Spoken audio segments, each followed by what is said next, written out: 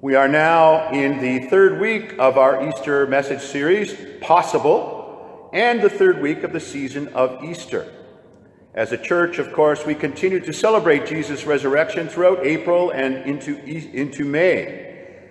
Easter, as I've mentioned in weeks past, tends for us, at least in its associations and its celebration, to be a cheery time of year. In the natural world, winter is yielding to spring, and we experience the freshness of this new season, this season of new life and growth, the greening of the grass, the sound, in ordinary years at least, of kids playing outside, the sight of flowers appearing and beginning to blossom.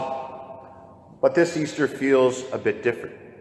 We live in a very uncertain time. In the shadow of COVID-19, we do not know exactly how we are supposed to act. In that way, it is very much like the experience of the first Easter season.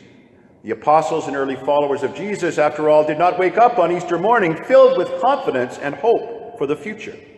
Instead, they were filled with fear and doubt and uncertainty. Their world had been rocked with Jesus' death on the cross. Their hopes and dreams for the future were sealed with Jesus in the tomb. So they were very unsettled and disquieted, much as we are today. They did not know what the future held. But that mood changed through the course of that first Easter season.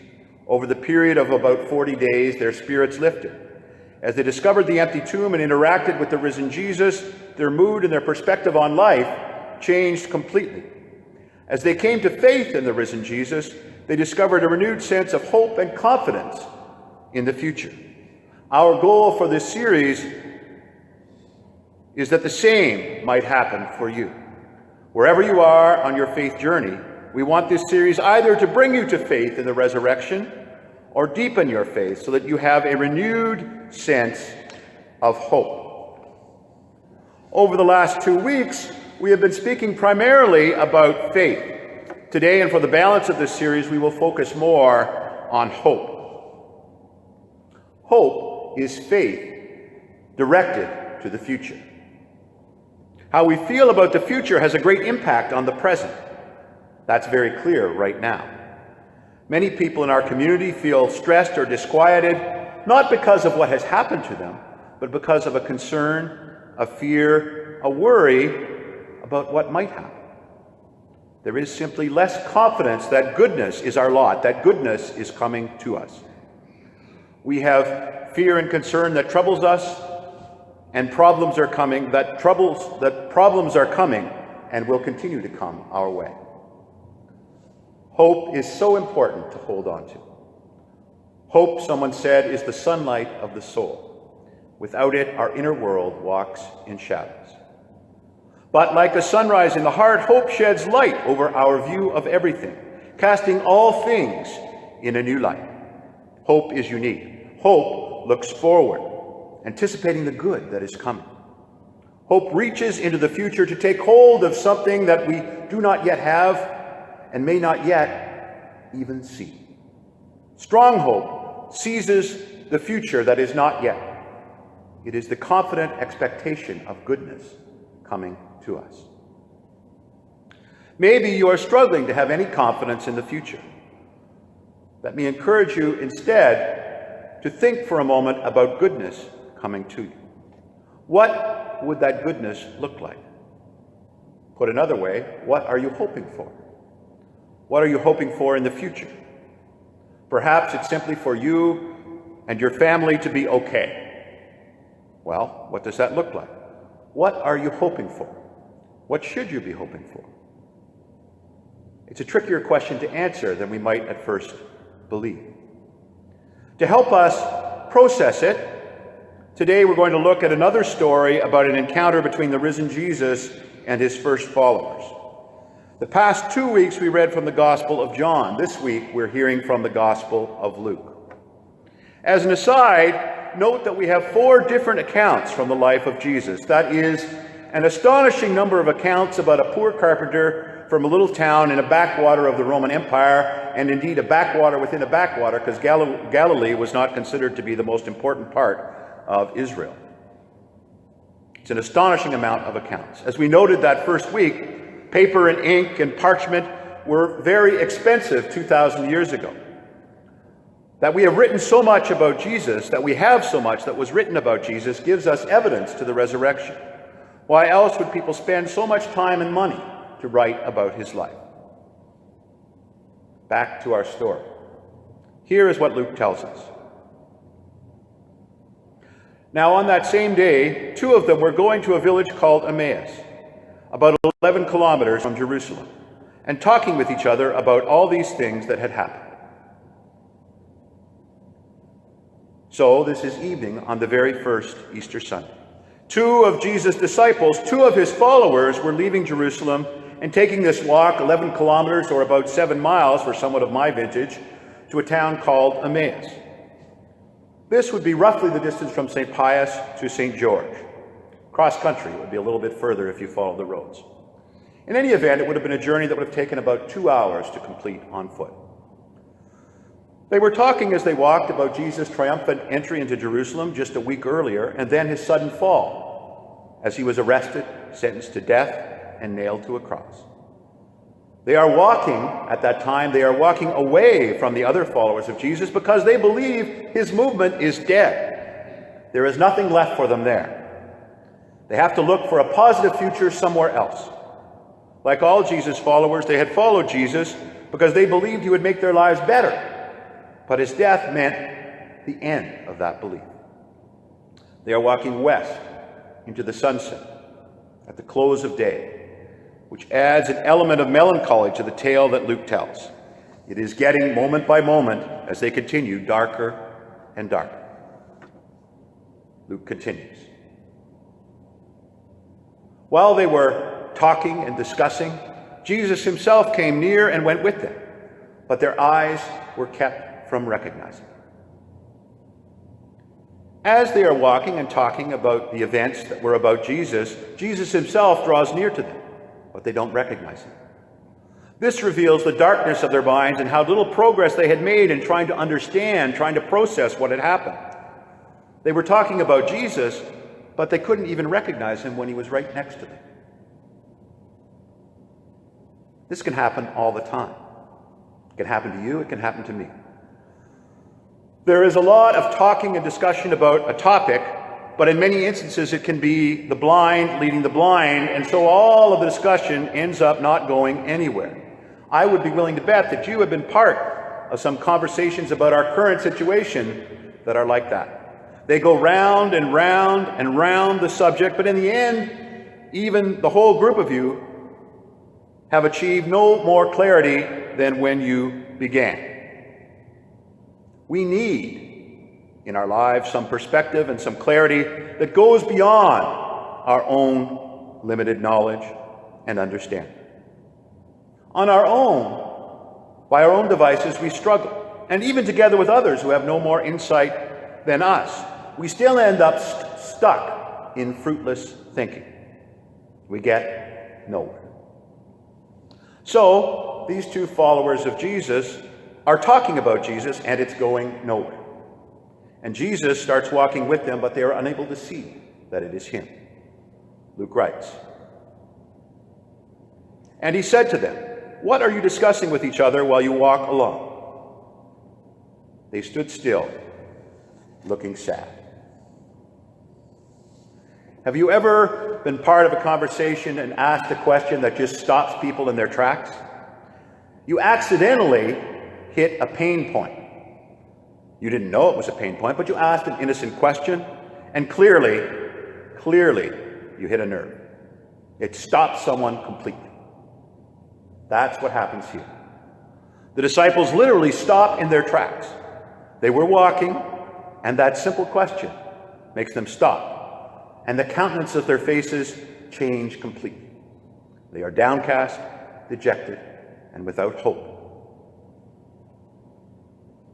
One of them, whose name was Cleopas, answered him, "Are you the only stranger in Jerusalem who does not know the things that have taken place there in these days?" One of the disciples is named Cleopas. He responds, "Where have you been? Don't you know what just happened?" It would be like someone saying to you now, "What is the coronavirus? What is COVID-19? Well, what else could we be talking about? There really is no other news out there. Everyone is talking about this thing. The whole world is discussing it. And everyone in Jerusalem was talking about Jesus and what had happened to him. But Jesus plays dumb so that they will share what is on their heart. He gives them an opportunity to express themselves to him. And so he asks, what sort of things? He asked them, what things? They replied, the things about Jesus of Nazareth, who was a prophet, mighty in deed and word before God and all the people, and how our chief priests and leaders handed him over to be condemned to death and crucified him. If someone asked us what we were talking about, we might answer COVID-19. This virus that has the whole world shut down. It shut down every major sporting event and gathering of people. Shut down our own parish. It has people isolated in their homes, and it's impacting the economy, the whole nation, the whole world, and our whole way of life. Cleopas says that they were talking about Jesus of Nazareth. He describes him as mighty in both word and deed. Maybe you have never thought about Jesus in that way. Often the pictures of Jesus in religious pop culture make him look soft and weak. He is gently carrying a lamb or softly speaking with someone. Those images don't really capture the full impact, the real impact of Jesus. Crowds of people followed him wherever he went because he was mighty and powerful in word and deed. When he spoke with power and authority. But he didn't just give good speeches. He acted powerfully. Cleopas had followed Jesus because he was mighty and powerful. And then he says perhaps the saddest line in this story. But we had hoped that he was the one to redeem Israel. We had hoped. In other words, they had stopped hoping. They had lost hope. We had hoped. Our words of total dejection. Not only have things gone badly, but the months they spent with Jesus now seem a waste of time. They could have been looking for a better life somewhere else. These are the words of people whose hopes are dead and buried. Let's look at hope more closely for a few moments. We could say that there are 3 degrees of hope. The first we might call casual hope. I hope it doesn't rain today. I hope that the grass on my lawn comes in full this year. I hope that dinner turns out all right. I hope the Raptors get a chance to defend their title. Casual hope. Casual hopes are good things that we desire, that bring pleasure and satisfaction into our lives. When we lose out on casual hopes, we suffer some disappointment. We might be in a bad mood, but we move on and we get over it pretty quickly. Casual hope. The second degree of hope is precious hope. These are hopes for the major areas of our lives. You hope to have a great and life-giving marriage. You hope to run or to be part of a successful business or organization that through your participation you can feed your family and support them. You further hope that you yourself in your life can make a positive impact on the world. It is a precious hope to have a family that loves and supports you, that support each other. Our precious hopes are far more valuable and deeper than our more casual hopes. When those precious hopes are dashed, it can really break our heart. It takes more time to recover from major setbacks to our precious hopes, or when we realize that a precious hope will not be realized. But the loss of those precious hopes still does not absolutely devastate us. It might feel like that, but there is an even deeper kind of hope.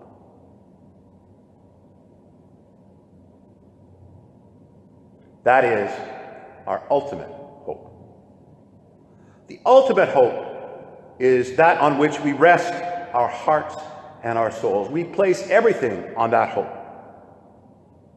By definition, there really can be only one ultimate hope in your life or in mine. Your ultimate hope is what you ultimately, if you're pushed to the nth degree, what you ultimately believe will bring you satisfaction, blessing, and happiness. One of the most common mistakes we make in life is turning precious hopes, and sometimes even casual hopes, into ultimate hopes. That is a path to anger and to despair. There is room in life for only one ultimate hope, only one foundation on which to place that burden. And the truth is that only God, his kingdom, and the values of that kingdom, only those are worthy of our ultimate hope. When our hopes are in their proper order, attached to the right things, not only do we flourish more fully as human beings, but we are rescued from 1,000 heartbreaks as those casual and precious hopes, one by one, from 1 week, 1 year to the next, fall by the wayside, as they do in the course of every life. We are rescued from those heartbreaks. Simple, right? As I said, the problem is that we mix up those different degrees of hope. We turn casual hopes into precious hopes and make precious hopes into our ultimate hope. This is what Cleopas and the other disciple had done. They were hoping that Israel would be redeemed.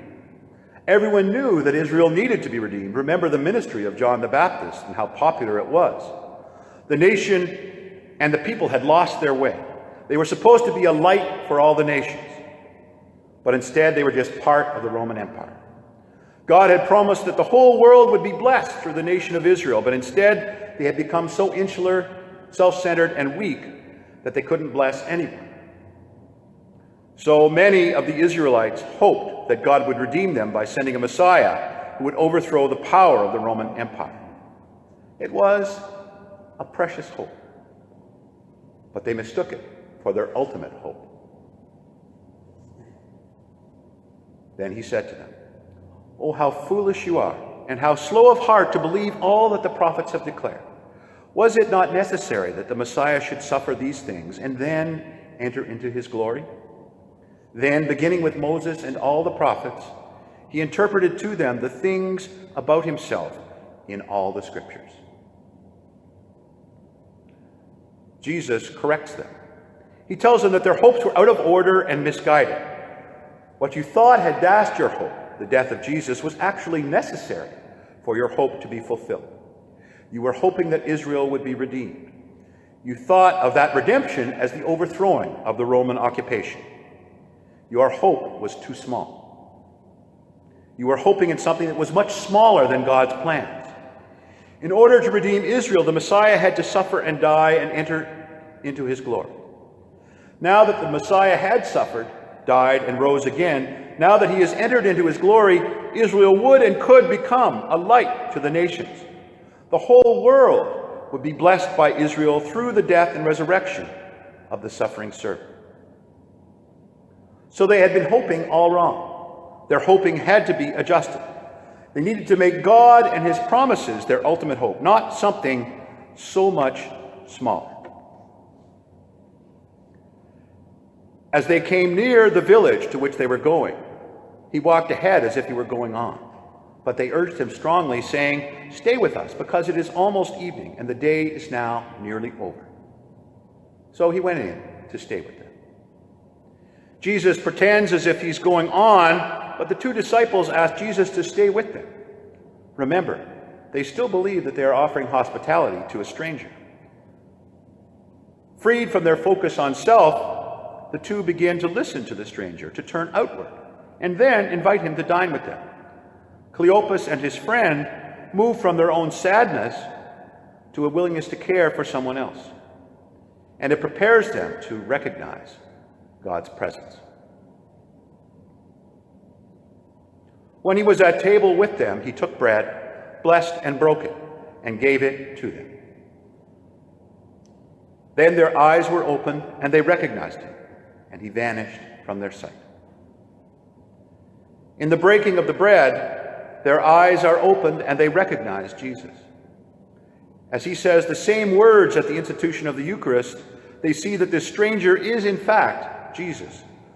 The Son of God has been traveling with them all along. They said to each other, "Were not our hearts burning within us while he was talking to us on the road, while he was opening the scriptures to us?" When Jesus had spoken to them about the scriptures and put the story of what God was doing in a larger context, their hearts were burning within them. Hope was being restored in them. So much so that they ran back to Jerusalem, which they had just left, to tell others what they had experienced. So, what are you hoping for? What are you hoping for on the other side of this crisis? I would encourage you to make a list of what you're hoping for on the other side, at the end of this difficult time. List as many things as you can think of. Just do it. Actually do it. Write them down. Don't be shy. It could be a list of 10. It could be a list of 50. It might even be a list of 100. And then give each one a degree, a category of what kind of a hope do you think that is. Is it a casual hope, a precious hope, or perhaps your ultimate hope? Then bring that list, bring those hopes, and in a special way, bring that ultimate hope to God in prayer, in your quiet time. And we all have time now in our life for some quiet time. Bring it to God and ask Him, "God, what do you want to do with this thing that I'm hoping for? How does it fit in your larger story, a story in which I play an important part? Maybe it will turn out that this crisis that you think has dashed your hopes is a way in which God wants to raise up something in your life far bigger and far greater than you can imagine. Maybe you, like the disciples, hope is not big enough."